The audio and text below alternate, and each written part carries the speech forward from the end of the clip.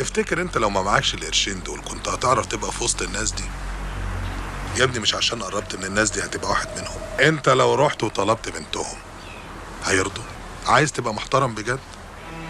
الفلوس هي اللي هتخليك محترم.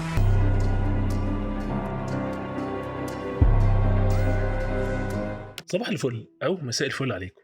النهارده معانا فيلم يمكن تكونوا عارفينه، وانا بقول يمكن عشان انا عارف ان في ناس كتير مننا شافوه، بس اوعدكم بعد الحلقه دي هتحسوا انكم عايزين تشوفوه تاني. الفيلم ده هو فيلم تيتو، واحد من اجمل اعمال احمد السقا. الفيلم بالنسبه لناس كتيره هو مجرد فيلم اكشن، ولكن في الواقع هو فيلم درامي بحت. المهم خلينا نلخصه سوا ونشوف هو بيتكلم عن ايه. الفيلم بيحكي عن طاهر عبد الحي سليم وشهرته تيتو. بيبدأ الفيلم بتيتو وهو صغير، وبنشوفه وهو بيقتل أمين شرطة بعد ما مسك واحد من صحاب الأطفال، ولكنهم بيقبضوا على تيتو ويودعوه الإصلاحية اللي بيقضي فيها 16 سنة من عمره. وفي الإصلاحية بيرتكب تاني جريمة قتل ليه لما واحد أكبر منه حاول يعتدي عليه جنسيا. بعد كده بنشوف تيتو بعد ما كبر وبقى شاب قوي وبيحاول يدور على أهله، ولكنه بيعرف إن أبوه مسجون، فبيروح لصاحبه صبحي اللي بيوفر له شغل عن طريق انه يشترك معاهم في عملية سطو مسلح لصالح العقيد رفعت السكري الضابط الفاسد. ولكن في نقطة التحول صبحي بيموت في العملية دي، وتيتو بيقدر يهرب ومعاه الفلوس عشان يقابل رفعت بيه شخصيا اللي بيجنده معاه.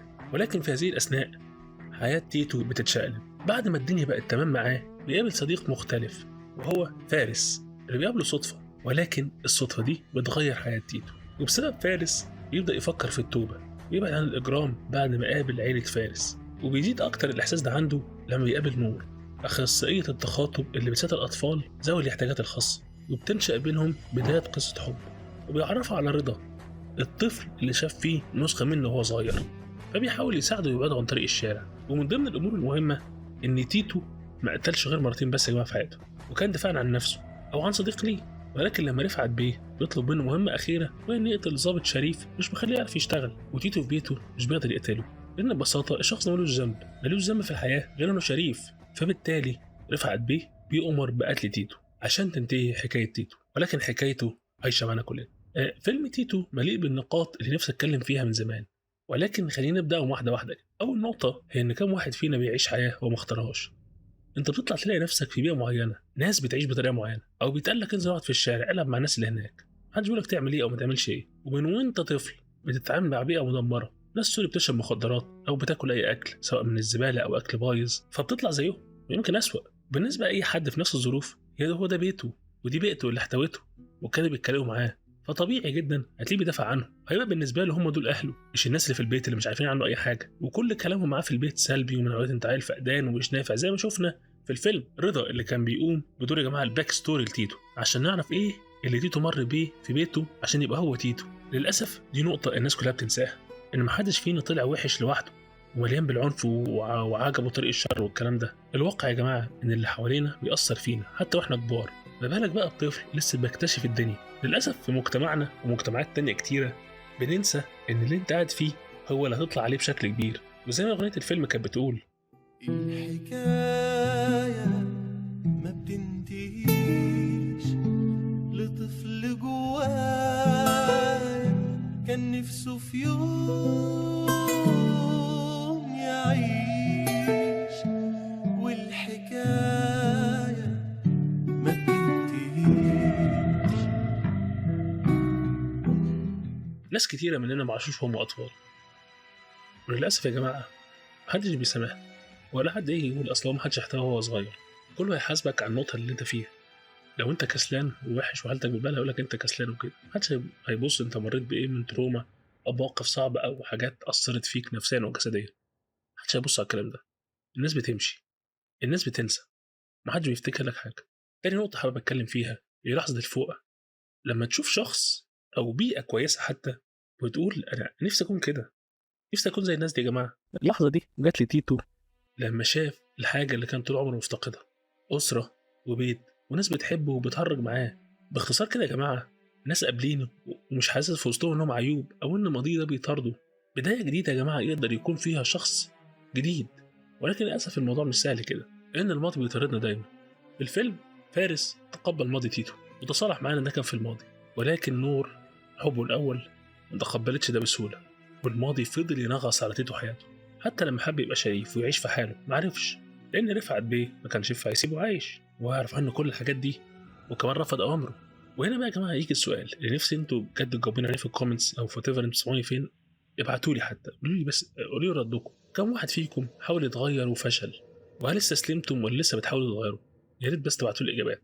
كم واحد فينا يا جماعه نشأ على افكار غلط وتصرفات غلط، وقد ايه افكار وقت هي كل حياته لحد ما اكتشف ان كل ده غلط في غلط؟ كم راجل مننا اتقال ما ينفعش تعيط؟ كم بنت او ست بتتوسم انها جلبت العار لاهلها لانها عملت اي تصرف مخالف عن تقاليد المجتمع؟ يا اخوانا احنا بنقعد نطلع اجيال معقده عاملين يسمعوا انهم مش كافيين للحب او انهم مش احسن حاجه، ونستغرب نسبة الإجرام العالية ونسبة الجواز العرفي أو حتى نسبة الطلاق. طب ما طبيعي يا جماعة اللي ما لقاش الحب مع القريبين منه هيدور عليه من أي حد وهيقبله بأي شكل.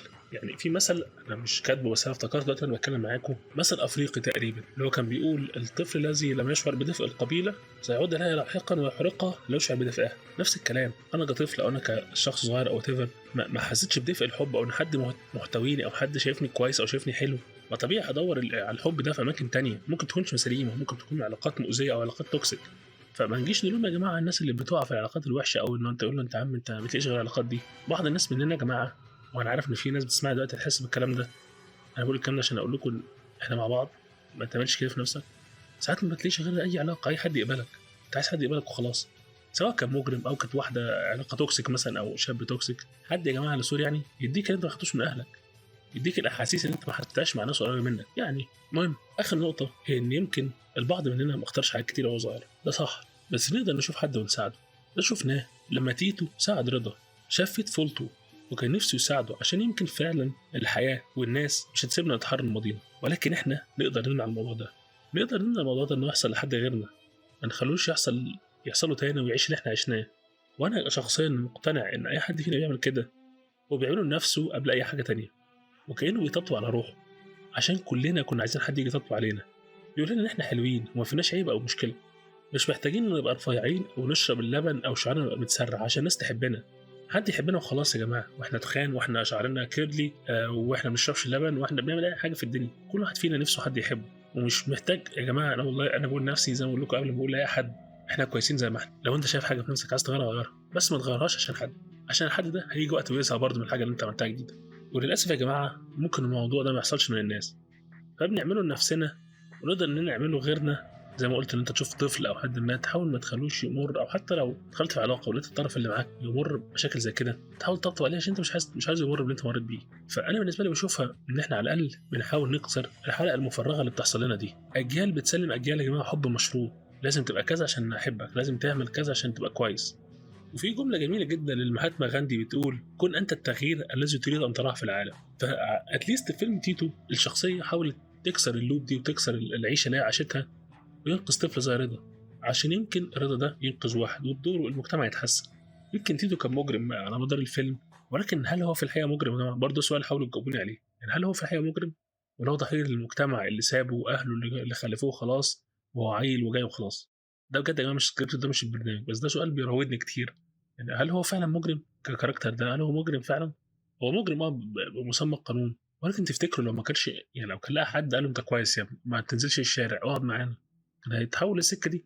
وارد طبعا، بس هل ده هتبقى طريقه في العادي؟ وشفناه لما اتحط في طريق كويس جات له فرصه انه يقعد مع ناس كويسه وناس تحبه، اول حاجه فكر فيها انه يتوب، يحاول يكون انسان نظيف زي ما قال باللفظ كده في الفيلم، انا نفسي اكون انسان نظيف. انا عارف ان الكلام سهل، بس انا شخصيا يعني لا املك ليكم غير الكلام، يعني ده اللي اقدر اديه في البرنامج.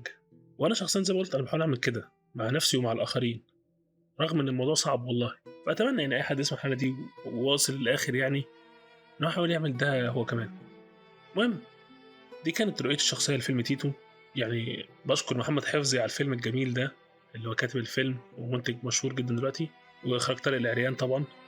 يعني اتمنى تكون الحلقه عجبتكم، ما تنسوش تجاوبوا على السؤال، ما تنسوش تتابعونا، ما تنسوش تشوفوا الحلقات القديمه. كالعاده انا كنت معاكم عمر الدش من مسرح الاساطير والافلام. سلام.